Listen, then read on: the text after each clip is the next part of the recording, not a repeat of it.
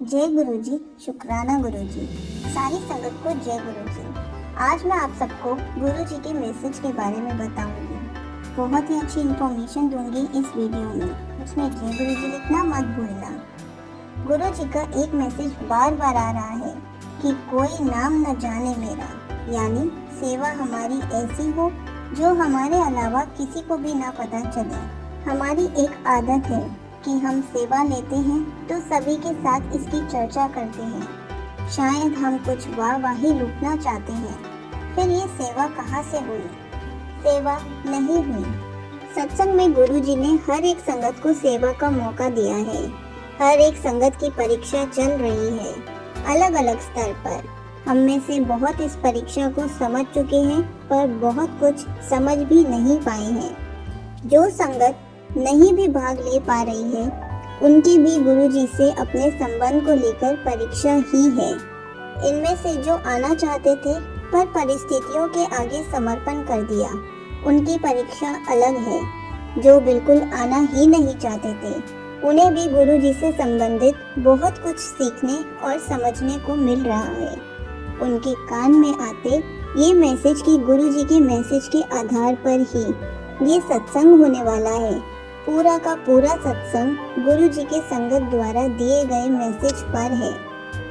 एक एक सेवा गुरु जी बता रहे हैं। जो जिस वक्त के लिए कह रहे हैं उस वक्त ही पूरा कर रहे हैं। संगत जिन्हें विजन, सपने या गुरु जी द्वारा दिए जाने वाले मैसेज पर भरोसा नहीं है, उनके लिए ये कठिन परीक्षा है, क्योंकि इस सत्संग के बाद उनके पास इन बातों को मानने या नहीं मानने का विकल्प नहीं रहेगा। अभी तो हम ये कह उठते हैं कि गुरुजी के समय तो ऐसा नहीं होता था, या गुरुजी हमें तो ऐसा कुछ नहीं समझा कर गए। अब गुरुजी कह रहे हैं कि बहुत कुछ होता है और बहुत कुछ होने वाला है।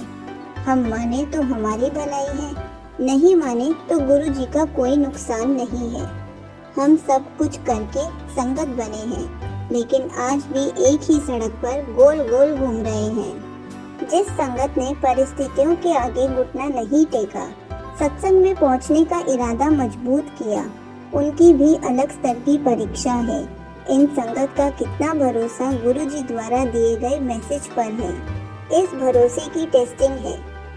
ऐसे संगत जितनी बार किसी संगत से पूछती है कब आना है, कहाँ आना है इत्यादि, तो अपने विश्वास को ही चोट देती है।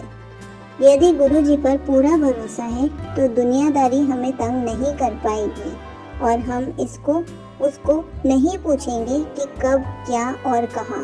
बस अपनी सेवा जो ज़्यादा से ज़्यादा मंत्र जाप से हो सकती है देते रहेंगे। ये सेवा हमारे और गुरु जी के बीच है। कोई और ना जाने कि हम कितना जप करते हैं या कर सकते हैं। जब गुरु जी के एक बुलावे पर हम अपने घरों से निकलकर यहाँ पहुँच सकते हैं, तो गुरु जी के बाकी मैसेज का भी हमें शांति से इंतज़ार करना चाहिए। हम अपने अंदर की सुने और करते जाएं। जो कहा जा रहा है, गुरु जी हमें हमारी मंजिल तक पहुँचाने के लिए ही इस सत्संग का आयोजन कर रहे हैं। गुरु जी ने कहा कि हम सभी के सैकड़ों बहाने होते हैं जो हमें गुरु जी से जुड़ने के बाद पहुँचा रहे हैं। हम धरती के लोगों की परेशानी ही यही है कि हमें डर ही नहीं लगता। सब कुछ सामने होते देखते हैं, चाहे मृत्यु हो, चाहे अस्पताल का बेड हो, फिर भी हमें समझ नहीं आता कि कल कोई हमारे लिए जप करेगा। कल हमारी दशा कुछ ऐसी हो सकती है। हम जब अपनों को खोते हैं, तब जाकर हमें समझ आता है कि हमें क्या करना चाहिए या हमें अब क्या करना है।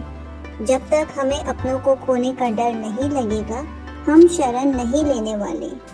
आज हम संगत में से मुट्ठी भर संगत ही गुरु जी से जुड़ पाए, क्योंकि हमारा मैं, हमारा कर्ता वाला भाव, हमारा अहम, ये सब हम पर इतना हावी है कि हम सही गलत का फैसला ही नहीं कर पाते। सब कुछ जानते हैं गुरु जी के बारे में, त्रिकालदर्शी हैं, सब कुछ जानते हैं कि हमारा क्या होने वाला है कल। यदि गुरु जी कुछ करने को कह रहे हैं तो हम चुपचाप माने उसे और खुद को बचाएं। बहुत संगत ऐसी है जिनको देखकर घोर आश्चर्य हो जाता है यहाँ तक कि हम संगत बाहर की दुनिया में अपने को सत्संगी कहलाना पसंद नहीं करते।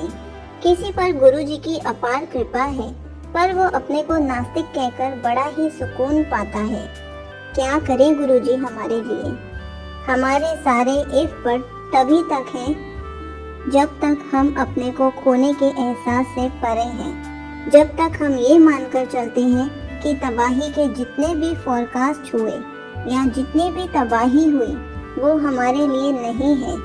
एक बार हम सच समझ पाए, हम सभी समर्पण के साथ गुरु जी के आगे खड़े मिलेंगे। इसलिए गुरु जी के मैसेज को पहचानना शुरू करें। कब किस तरीके से वो आपको मैसेज दे देते हैं, हम उसको इग्नोर कर जाते हैं। लेकिन हमें ध्यान रखना है, क्या ये मैसेज मेरे लिए है?